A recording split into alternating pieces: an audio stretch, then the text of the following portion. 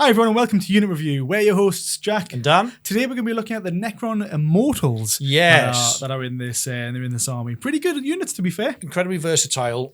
Whatever your play style is, or whatever detachment you like to run, you can pretty much find a place for Immortals in there. I think. I think with how we've got ways to play them later on, they are really good at a lot of different rules, and a lot of rules I actually didn't realise. Yeah, me neither. Yeah. Stay around and see how to play them later. But first, Dan, stat block. What we got? Okay, so Immortals, you've got a movement 5. Yep. They're toughness 5. They've got a 3-up save, which is nice. 1 wound, leadership of 7, and an OC of 2 because they are battle line. Battle line. So for battle line units, pretty bog standard stuff really there, isn't it? Nothing to shout home about, but still decent enough. T5 is nice, but other than that, it's pretty normal. Yeah.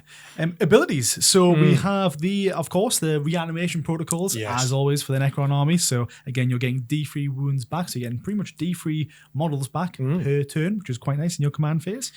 The other one that we've got, I'm going to mess up this, but it's the Implacable eradication. There we go, as if I said it first time. But each time this model in the unit makes an attack, you reroll the wound roll of 1. If the target of the attack is an enemy unit within range of an objective marker, you reroll the wound roll instead. So baked in rerolls of 1, but if the target's on an objective, it's full wound rerolls. That's really nice. Very good stuff. Very good stuff. Keywords, Dan, what we're looking at? Yeah, fairly straightforward here. Infantry, battle line, and Immortals, and that's it. Not much to it then. Do you want to start off the unit composition as well? Yeah, you can do. You can have either 5 or 10 of them, and every model is equipped with a Gauss blaster and a close combat weapon. Yeah. 5 models is going to set you back 75 points, and 10 is 150. So 15 points a model. Yeah. Now this unit can be led by a few different HQs, can't they? I'll rattle them off, but I'll also put them on screen. We've got the Chronomancer, Imhotep the Stormlord, Orican the Diviner, Overlord with a Translocation Shroud, Plasmancer, Psychomancer, Royal Warden, Technomancer, and Trazan the Infinite. Trazan the Infinite's my favourite, not because he's great with his unit. I just love him. You just love him, as a character. Yeah. So lots of units, and this is where I guess is the turning point of the flexibility that we'll see later on. And that this unit can do. I think. Yeah, there's a lot of really interesting combos with some of those characters in that unit. Definitely. And because they're Immortals, they can be led by a Lord type, like an Overlord, and have a Cryptek in there, and that's where you start to get some real fun. Exactly right. But we'll come on to that in a bit. Stay tuned.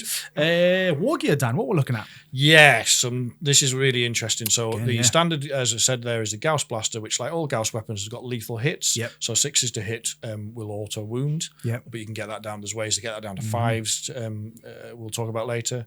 It's got 24-inch range. It's come down a bit. It used to be 30 in 9th edition, but it's 24 still okay. Not bad at all. You're getting 2 shots each model. Ballistic skill 3+. It's strength 5, AP 1, and damage 1. Not bad. So it's okay. Really good. Yeah. Really not bad. Again, with the stuff that we'll do later on, really nice. Lethal hits, I mean, they always come in handy, right? Yeah. 6s, auto wounding, that's what we want in Necrons as well. What about the next one? Yeah, the other option is really interesting as well. This is the Tesla Carbine. It's really interesting because, first of all, it's got assault, so you can advance and shoot. Good. Yeah. Which also means you can advance and do actions. Really good. But it's also got sustained hits too. Which is really thematic. You think about all this like Tesla energy arcing around, bouncing off different models and stuff. So it's got 24-inch range, 2 attacks again per model. You're hitting on 3s, strength 5 again, but there's no AP, but it's damage 1. The no AP, everyone probably looks at that like the list, and everyone probably thinks like, oh well, no AP. Well, what's the point in that? Because like you need the AP in this edition, which is very true. But there's little ways we can add to that later on, which is really nice. And also volume of fire as well. That's it. What's it? 2 attacks each. Yeah, sustain 2. Sustain 2 can really become It comes in handy. Comes in clutch.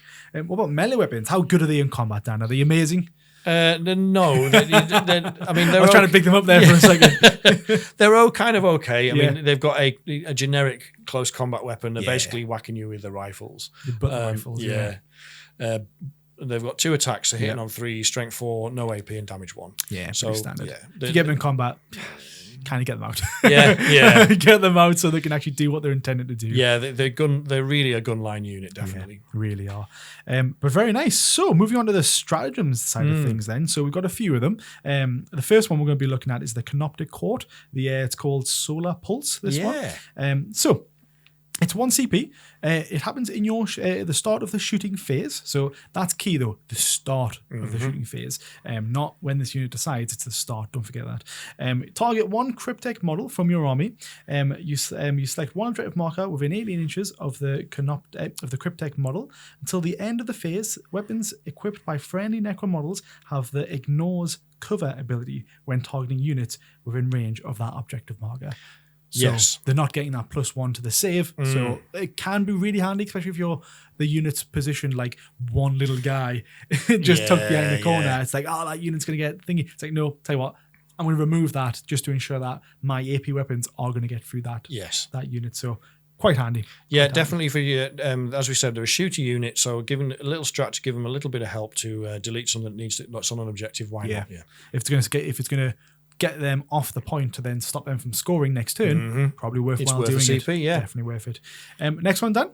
The next one is our old favourite from the Hypercrypt Legion, Cosmic Precision. Really good for this. This is a strategic ploy. It's only 1 CP, and this is the one where if you're units arriving from Deep Strike or from Hyperphase, instead of having to be outside of 9 of enemy units, you can be outside of 3. Yes. So you can get a lot closer. But a unit like this, with Battle Line, with its OC2 and some good guns, if you can use this to tow onto an objective and then delete what's on the objective, easily steal it, right? Yeah. And I think as well, this is where we used to see the meta with Immortals the Stormlord. He has an ability to basically in his shooting phase to do the lightning within like 12 inches. So again, that he normally comes with that position. Target that drops down, Immortals fire. He blows his load, however you want to say it, and then just your steal objectives, which is really, really handy. Yeah, so really good one. The poor man's version is the Plasmancer, which will point and stuff and do mortal wounds. Yeah, no one takes that. Yes. Then one last one. I'm gonna butcher this name again. Obeisance Phalanx. I was on it. You nearly had it. My tongue. So there again, this one is 1 CP. This one is it's called Enslaved Artifice. It is. Yeah, so it's used in the Obeisance Phalanx detachment. I was going to say, have you ever used that?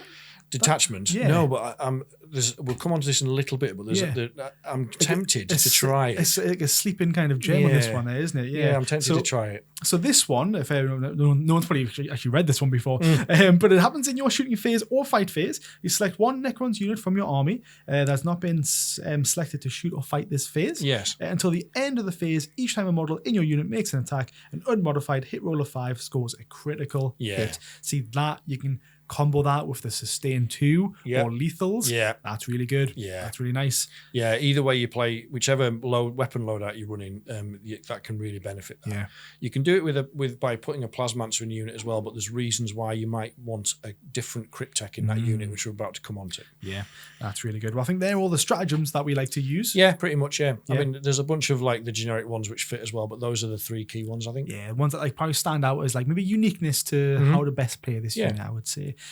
Right, well, I guess we've got a lot to cover in this section because they are such a versatile unit. Yeah. That's worth talking about. So, Dan, you want me to start off with how best to play this unit? Yeah, so we're going to want to start with unit sizes. So, obviously, you can run them in 5s or 10s. Yeah. And I prefer them in units of 10 just for the damage output, really, and for the extra OC you get, obviously, and it makes them a little bit harder to shift, they're a bit more resilient. I agree. And also, if you chuck in, if I'm going to invest in a character to lead a unit, I want to max that unit size so that we get the best benefit out of that character. That's it. You want to stock up on points to make sure that you're going to be doing a best output.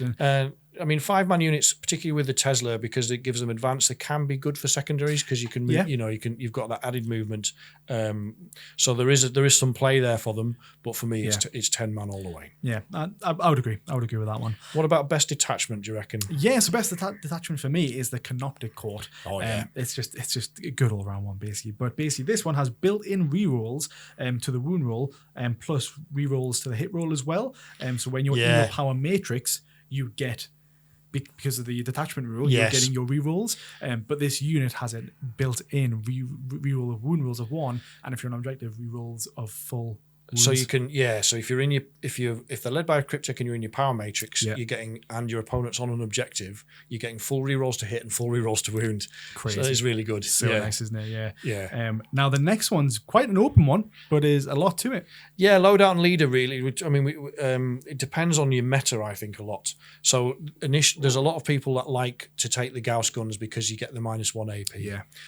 and you're getting lethal hits. Yeah. So if you need those lethals and you need that AP, then okay, sure, that works for you. Definitely. My counter argument to the AP is that, as you just mentioned, is almost all units are in cover most of the time. Yeah. So the AP difference between the Gauss and the Tesla doesn't actually make a lot of difference, does it? It really doesn't. So the Tesla with the Sustain 2, you're getting a lot more hits. And I think because the meta is shifting, we're starting to see orcs are right on top. Yeah. And, we're seeing orc lists with 100, 120 boys coming at you. You want to try and thin that herd. Yeah, absolutely. Cull as many of them as you can. So all of a sudden, that Tesla with the 2 sustained hits, the ability to get those rerolls. We've got your rerolls. You can get your crits on 5s if you know what you're doing. So Tesla becomes very, very powerful, I think, in that situation. Very true. Very true. It also, obviously, Tesla gives you move, advance, and shoot. And even if you do need the AP, you can run them with the Luminor Zeras. He can give you that +1 to your AP and inbuilt armor of contempt. Yeah. For your troops, keeps them making more sturdy. There's not a lot of things in this list that makes them hardier, but the output that they can do, or maybe the flexibility that they can do, is definitely there with this unit and their leaders that they can bring. Because again, we mentioned briefly before, but like you can bring like an Overlord and a Cryptek in this unit, so you're gaining 2 benefits opposed to many units out there only getting 1 benefit. So it's again quite a nice combo.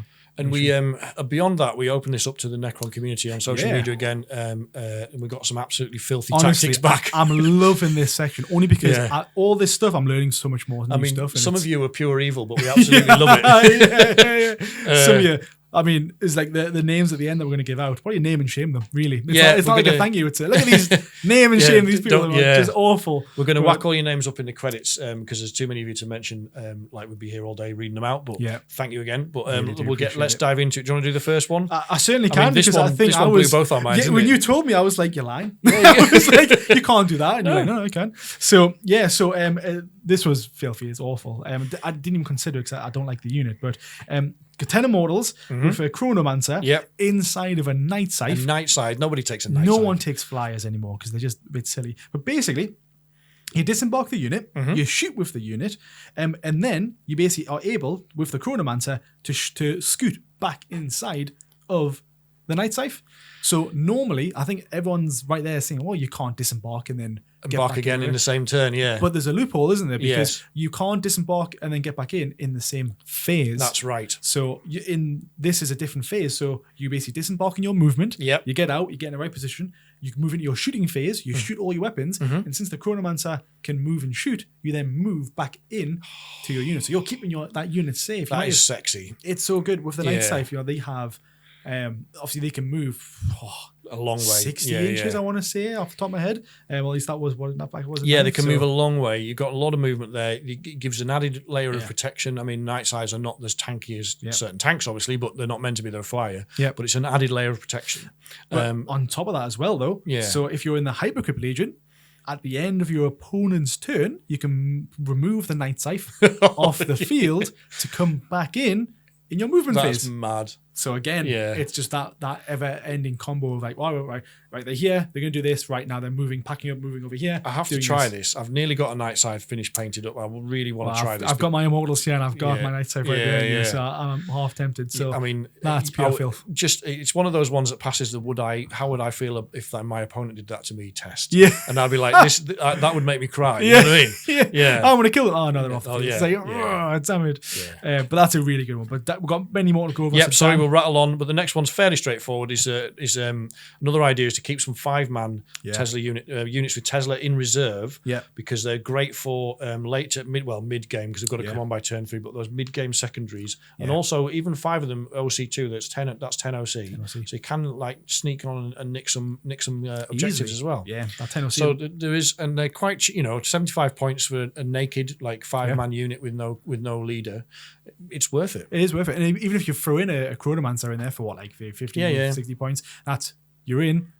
You moved, you've came on, you shoot, and then you get onto an objective. Most objectives in 10th are just outside of 6 inches. Yeah. You can't just walk on from reserve and yeah. But the Chronomancer, you come on, you shoot, and then you move on to it. Yeah. 10 OC straight away. Clever. Nice. Good way of stealing it. Good. What's up next? Next one, again, a very good combo. So again, you're comboing 10 Immortals with the Immortech the Stormlord and a Chronomancer for holding down the home field objective. Yeah. Now, straight away, you must be thinking, well, that's going to be quite expensive. You've got it's a lot of points for 100 odd points, Chronomancer, 60 points. These guys, it all adds up to 200 odd points? 300, probably chipping 300 points.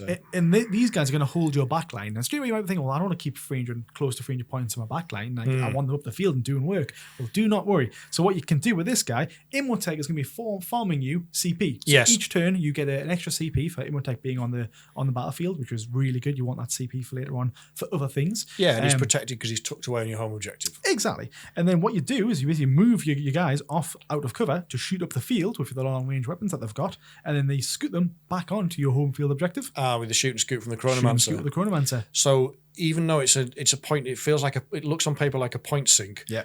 But they're not just holding your backfield objective. Then they're able, once your opponent reaches that midboard, they can pop out, do some work, and they're an enormous deterrent to if you can almost your opponent can't get on that objective. You've got 10. You've got 10 guys. 10 guys of the leaders on there. So I mean, even if they do come in the back line, 24-inch range for Overwatch. Oh, you could do some tasty Overwatch there, especially because again, if you're in the Canoptic Court, you're getting those rerolls as well. Oh yeah, you're getting full rerolls. Yeah, because you're always in your power matrix on your home objective. Exactly. Yeah, brilliant. So combos nicely. That one's good. It's good. Again, I'm liking this because I'm like, I'm going to start doing this sort of stuff in my army now. Yeah. Make me a filthy meta chaser. Well, we've got 2 off-meta ones to talk about as well, though, because, as I said, we do work with other detachments. So start with the Awakened Dynasty. Go ahead. So again, you're looking at 10 Tesla Immortals.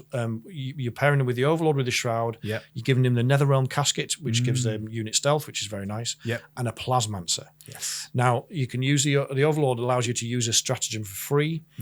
So you can use a Conquering Tyrant, I believe, as a battle tactic. So they give you free rerolls to hit. Nice. So again, it's pairing with your inherent rerolls to wound. Yep. Obviously, a Lord has got an Overlord has got the Resurrection Orb, so you can pop that to bring a few models back. When you lose a few guys, you'll bring them back. Yep. And you've also got the Resurrection Stratagem in your back pocket if you need to as well. So you can make them, in this detachment, you can make them, you can give them a bit more punch for shooting, but also make them a bit more tanky as well. So it's a nice midway. Yeah. Really nice. So quite like that. Good little combo again. The other one, of course, is when they're being led by, they get +1 to hit, so they'll be hitting on 2s. Yeah. So it's decent. It's really good. Okay. Yeah, not bad at all. Last but not least is in the Obeisance Phalanx again, which is kind of the forgotten detachment at the moment in Necrons. I see this on this, and I'm still a bit like, well, would I really use this one? Is it really filthy? But when you kind of do talk about it, it is like, it shines. It's decent. Yeah. Do you want to talk through it? I can do if you want, yeah. So we're talking again with 10 Teslas. You're running with the Overlord with the Shroud again, and the Eternal Conqueror. The reason you're running in with the Overlord with the Shroud is because he gives you auto advance of 6, and Tesla is assault weapon, so you advance and shoot. Yeah. So you're looking at 6s, right? Yeah. So you're looking at 5s and then 6 on your advance. So you're looking at 11-inch move. Really nice. Given the Eternal Conqueror enhancement, which is reroll hits against targets on objectives. Yeah. So again, that's pairing very well with the reroll wounds against the targets on objectives. Yeah. Running with a Chronomancer, and then you're actually getting another 5 inches of movement, so your movement's gone up to 16 inches. Yeah. And if you give them the Enslaved Artifice stratagem, you can get the Overlord can give you that for free, I believe, because it's a battle tactic. Again, you're getting criticals on 5s instead of 6s. So that procs really well with your fishing. You're basically fishing for 5s on your rerolls to get your sustain 2, and then you're getting your reroll wounds because they're Immortals. And if you're shooting the worthy foe's target, you get +1 to wound. So in this detachment, it's like a mini Oath of Moment. In your command phase, you pick a unit on an objective. I think it has to be on an objective book. Got you. And then you get +1. You get +1 to wound that unit. Nice. So it's pretty decent. And with the rerolls. Yeah, it's pretty good. Yeah, they can 3s to 2s, rerolling ones. Nice. Your damage output's decent, isn't it? Yeah, that's really good. Well, I think that's all the best ways to play them and the filthy ways to play them. Yeah. Some food for thought for us, definitely. There. Some definitely good ways of playing it. How best to play against this unit then is because They're not tough, are they? No, I think you're right. I mean, they will die to a charge by anything that's half decent at melee. Yeah. They will die to small arms fire because only T5 1 wound, 3 up save. So you put enough las guns into them, you'll kill them. I think it's all about just playing them again that way of like, all right, move, shoot, move. Right, when we're going to move, I'm going to keep them safe, good. Or again, if you're teleporting them around the board, moving them back into your night sight to kind of keep them safe. That's the kind of best way to play them, isn't it? Yes, I think if you're playing against them, if your opponent's employing like those shoot and scoot tactics or whatever, you need to use your high movement units to get line of sight, or you need to bait them into come within range of a unit that you can charge them with. That's it. I think best way to play them, if you see them in the open, take advantage. Get rid of them. Because they can cause a pain later on, so make sure you take them out sooner rather than later. But you think about something like Eldar jet bikes have got, I think, 14 or 16 inch move. If you can, they think they've scooted back behind some cover and you just 14-inch whiz around the side of it, and open up with your shuriken catapults. They're going to delete them. They're gone. Basically gone from there. So that is why it's important to, if you're playing them, to play them cagey, because they will die to not quite to a stiff breeze, and not the worst of chaff, but they're not tough. No, definitely not. Good. I think that wraps it up. That's it all done, mate. Yeah, spot on. So lots to go through there. If there is an off chance that we haven't covered something there, let us know in the comments if there's a different way that you like to use them. We're really interested to know. And thank you again to everybody that contributed on social media and gave us some of those insights. So some really, really interesting ideas there that we're going to try out. So thanks a lot. Thank you so much.